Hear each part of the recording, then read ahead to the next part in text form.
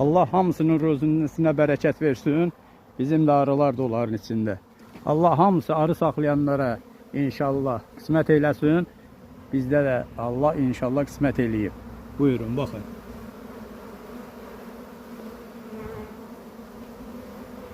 Yeşiyə yerləşmədikləri çöldə qaldığına görə, əlavə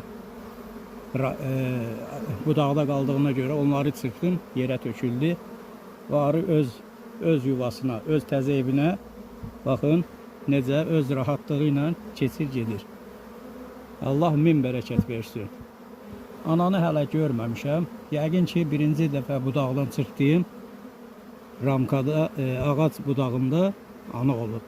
Ana yəqin ki, içəridədir ki, arılar öz yuvalarına belə tez tələsi gedirlər. Allah min bərəkət versin.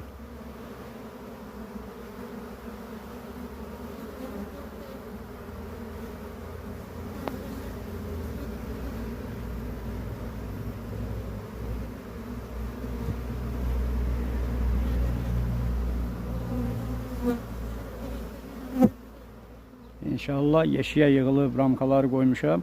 İnşallah onların öz yerinə qoyanda da çəkib göstərərəm. Hələlik sağ olun.